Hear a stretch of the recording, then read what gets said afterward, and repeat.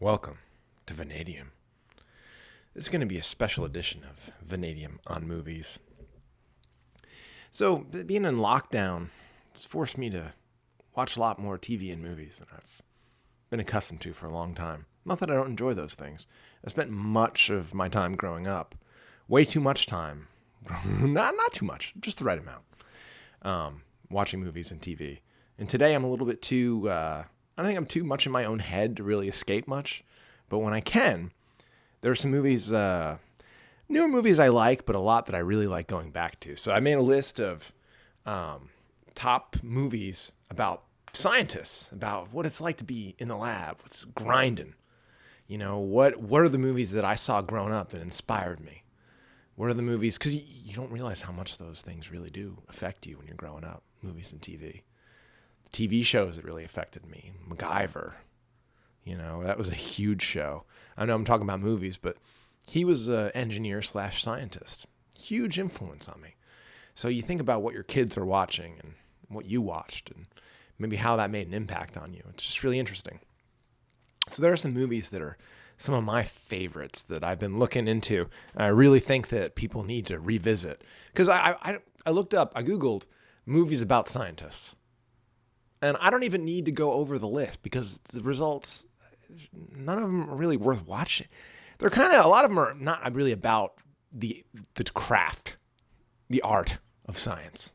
So that's what I'm going to be talking about today. And these movies, I'm going to be going back. But that doesn't mean that you should, be scared of movies from the 80s. I know that's going back. But these movies are great. And you're going to enjoy them. And they're made from with a really great spirit. And they're easy to find online, which is so great. You used to have to hunt around for old movies when I was growing up, when I was knee-high to a June bug.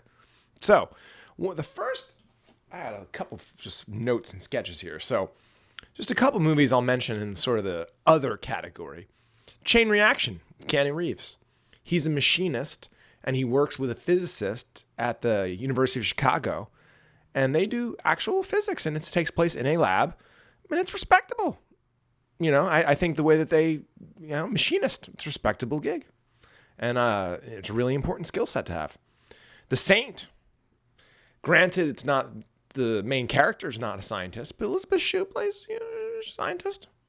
Project X, Matthew Broderick, although I don't watch that movie. The movie's just sad with all the poor chimpanzees. Island of Dr. Moreau. Kind of a problem because not all scientists are mad. Most of them. And also Flashdance. Granted, she's a welder, but that's a good part of her side hustle, side of dancing, is she makes a good living welding. And let's not forget, she's skilled and adept at it. So, this is my main list. These are the movies that really hit hard growing up. So, one of those movies is Ghostbusters, which is kind of you wouldn't think I would, as a movie about scientists, but it really is. And there's a lot about the culture of that movie that hits home. And a lot of what I love about scientists. A lot of the best ones that I've ever met have a really wonderful sense of humor. They're really open people, curious people. And I love Ghostbusters. And I'm talking about the one with Bill Murray, the old one. And the sequel's really not bad either.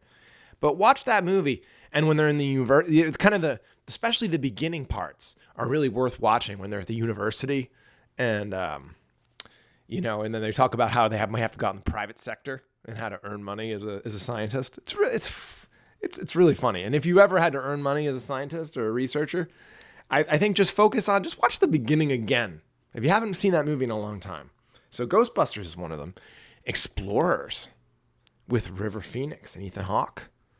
Now, these are young scientists, but they are indeed scientists. And that movie is available on Amazon, very easy to get. And it's a wonderful movie. It's fascinating. It's realistic, too, in the best ways. It uses realism when it's necessary to just sort of help with the creativity of the movie. It's wonderful.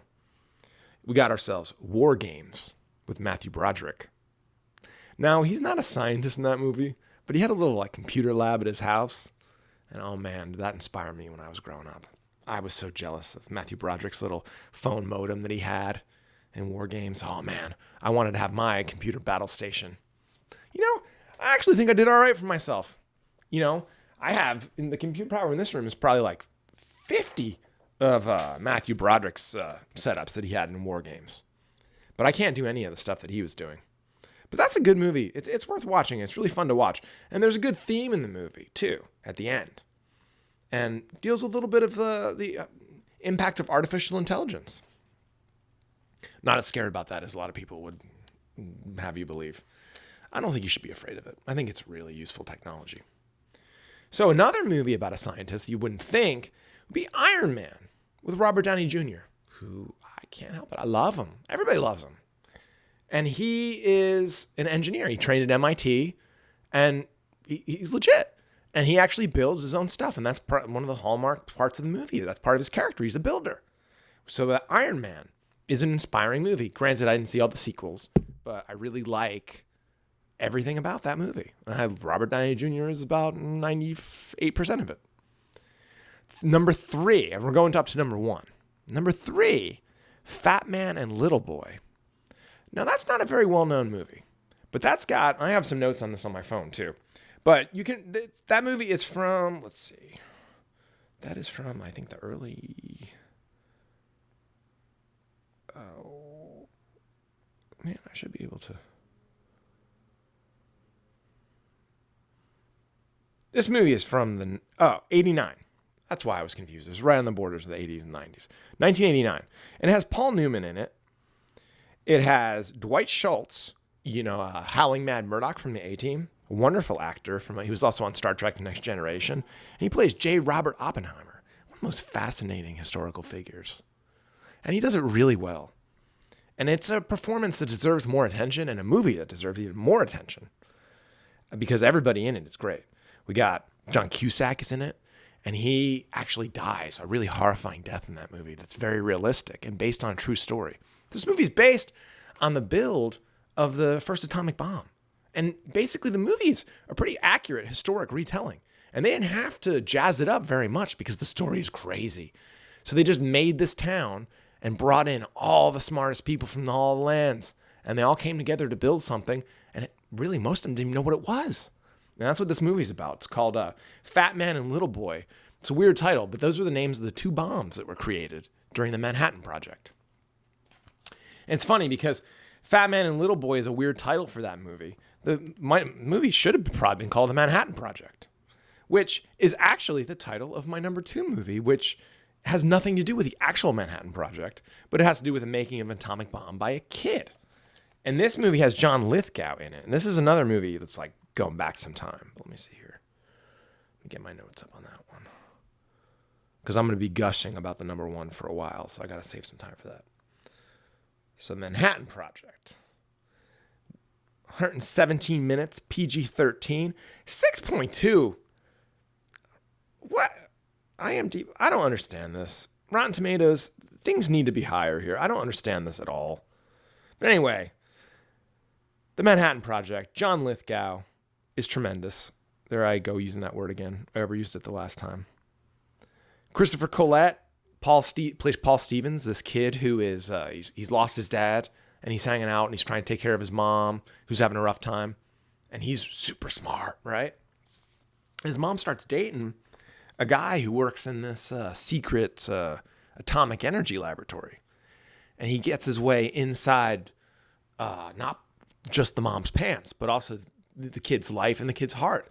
And the kid ends up taking kind of advantage of this a little bit and ends up sneaking into the lab and steals some shit. Ends up building himself an atomic bomb. And it's really interesting. And the movie, it's incredibly technically accurate.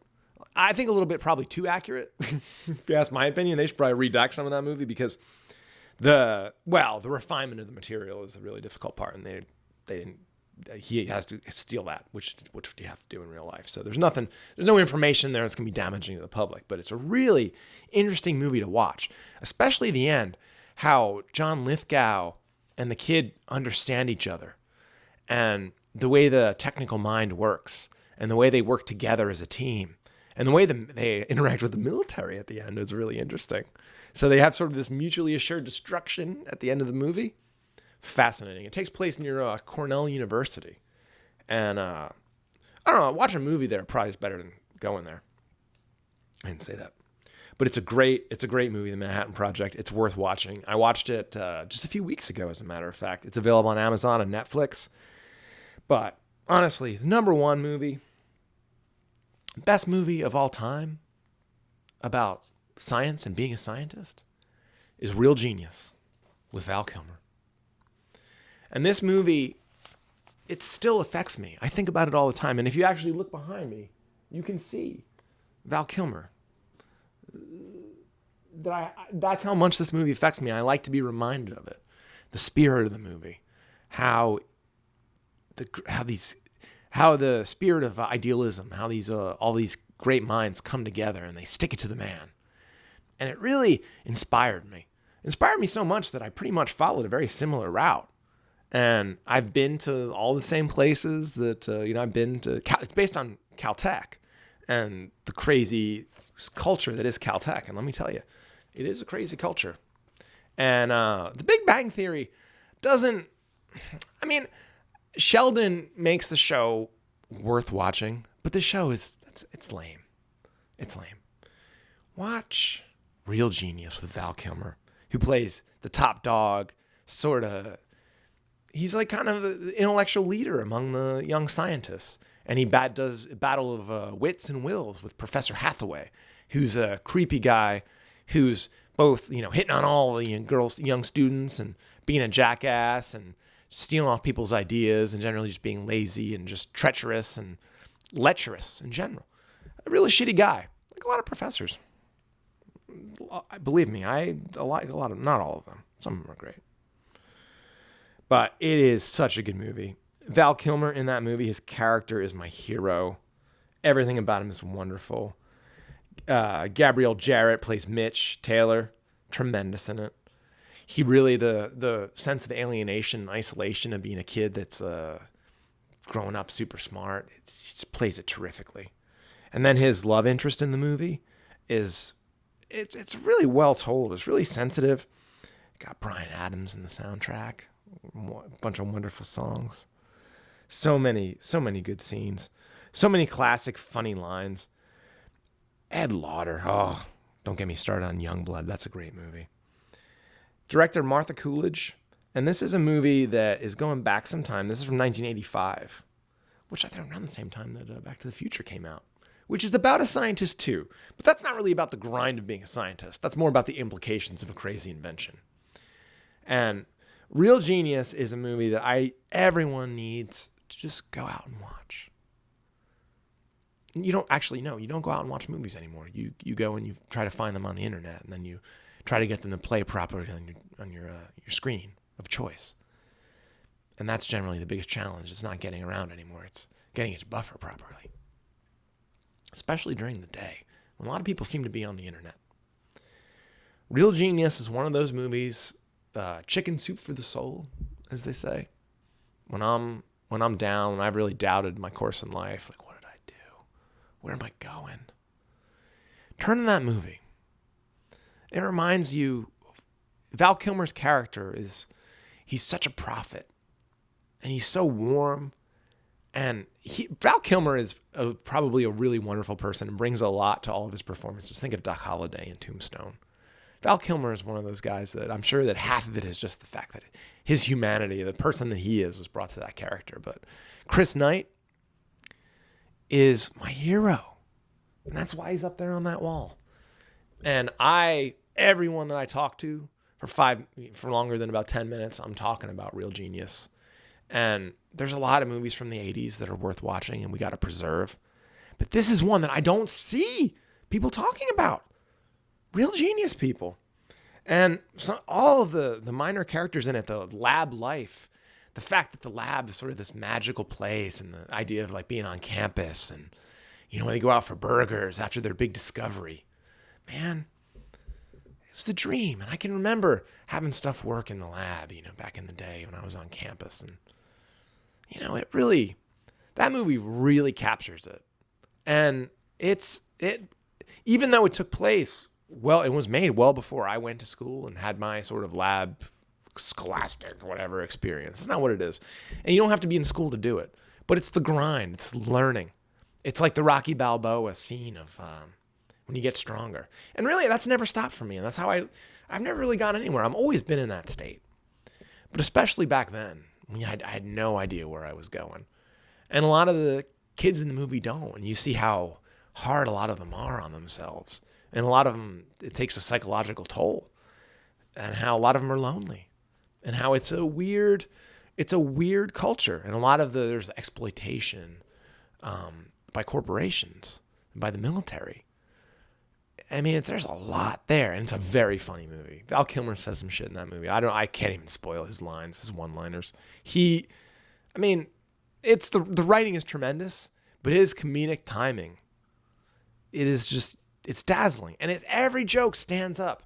His sort of bizarre sarcasm, his weird delivery, his aloofness, everything about his character and Val Kilmer's delivery, his performance of this character.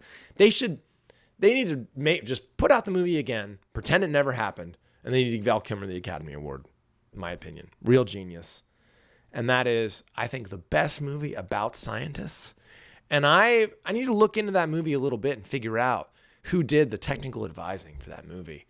Because it feels, the living and breathing, the way the labs are kind of like dungeons, and the way that stuff's kind of bunch of junk everywhere, and it's like really there's impressive things happening at very small scales, but really it's like a gym.